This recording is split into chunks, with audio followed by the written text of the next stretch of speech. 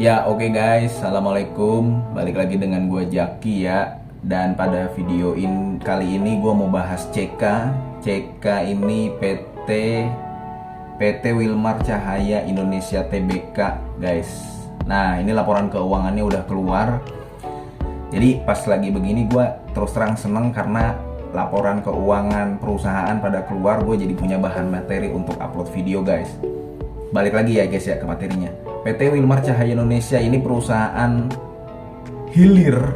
Hilir tuh berarti di apa sebelum sampai ke pelanggan, ke pengguna, ke user. Ini PT Wilmar Cahaya Indonesia dia memproduksi, kalau lu pernah tahu minyak goreng Sania sama Fortuna, ini nih PT Wilmar. Ini laporan keuangannya udah keluar dan kita coba cek ya guys ya. Dari tahun 2019 ekuitasnya bertumbuh bagus, liabilitasnya berkurang guys. Ini juga bagus guys. Dan pas gua lihat dari liabilitasnya, Wilmar ini termasuk perusahaan yang menurut gua sehat. Begitu guys. Asetnya juga meningkat. Kemudian laba usahanya juga meningkat ya guys, walaupun laba usahanya yang paling gede itu di tahun 2019. Sama laba bersihnya juga meningkat guys. Sama di laba bersihnya paling besar itu di tahun 2019 guys. Tapi begini, ini perusahaan yang sehat menurut gua. Dia juga ekuitasnya bertumbuh dan lu bisa lihat di harga sahamnya guys. Lihat di harga sahamnya itu dalam jangka panjang naik terus guys. Lu lihat di harga tahun 2014 masih di bawah 1000, sekarang udah di atas 2030 ya. Jadi udah 100% keuntungannya. Tapi lu juga dapat dividen karena perusahaan ini juga membagikan dividen guys. Jadi cocok untuk di hold jangka panjang dan semua orang itu membutuhkan minyak goreng. Nah, kenapa harga sahamnya naik terus? Nah, saham-saham tipe ini guys sebenarnya yang bagus untuk investasi jangka panjang. Lu lihat dari liabilitasnya, DER-nya itu kecil, udah pasti kecil karena liabilitasnya berbanding debt equity rasionya berbanding ekuitasnya itu kecil. Terus habis itu book value-nya. Jadi di perusahaan ini guys, dia selalu membagikan dividen payout rasionya itu di bawah 50%. Dan ini menurut gue salah satu perusahaan yang manajemennya membagikan DPR itu ideal. Jadi kalau DPR terlalu kecil itu pelit. Tapi kalau DPR terlalu gede itu nggak meningkatkan ekuitasnya secara signifikan.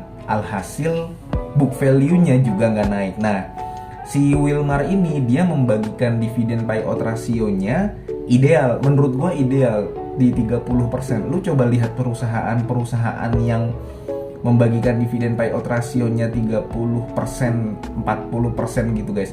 Dia sahamnya nggak naik signifikan, nggak turun signifikan, tapi dalam jangka panjang naik. Kayak ICBP, lu tahu ICBP itu dia naik guys. Karena dia selalu membagikan dividen.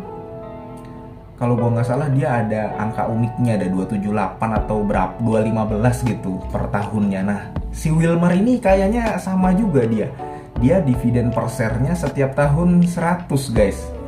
100 dan mungkin aja ya di tahun 2022 ini dia membagikan dividen nanti pada saat 2023 ya 100 juga. Karena sampai saat ini gue hitung EPS-nya laba per sahamnya itu 237. Nah, ini lu juga bisa lihat book value-nya setiap tahun naik. Dari 2019 dulu harga nilai asli sahamnya cuma 1.900, naik jadi 2.100, naik jadi 2.300, naik jadi 2.400. Tapi PBV-nya ya di situ-situ aja 0,8. Jadi sebenarnya nggak ada yang bisa banyak dikomentari dari saham ini guys. Tapi kalau lu lihat manajemennya, ini manajemen yang rapih menurut gua, manajemen yang bagus, manajemen rapi yang mementingkan kemajuan perusahaannya kalau menurut gua. Dan ya lu lihat sendiri, dia bagus dalam hal ekuitasnya terus bertumbuh, book value-nya juga naik terus. Ya kalau misalkan begini terus harga sahamnya ya dalam jangka panjang ya guys ya akan naik turun itu wajar karena orang ada aja yang TP pasti kan, cuman dalam jangka panjang ini akan naik plus lu mendapatkan dividennya karena ya perusahaan ini rutin membagikan dividen. Dan kalau misalkan nanti ini perusahaan bisa mendapatkan EPS setahun, ini kan sekarang EPS-nya 237 ya guys ya. Kalau misalkan setahun ini nanti dapat 270 katakanlah. 270 berarti kalau 100-nya itu adalah 100 banding 270 nih guys ya. 100 banding 270. Berarti dividen payout rasionya 37%-an guys. Seperti itu. Kalau dia membagikan dividen per share-nya Rp100 seperti tahun-tahun sebelumnya, berarti DPR-nya 37%. Dan ya di situ-situ aja berarti dividennya. Tapi dalam jangka panjang book value-nya naik, harga sahamnya juga naik begitu guys. Jadi CK ini perusahaan yang menurut gua cukup bagus.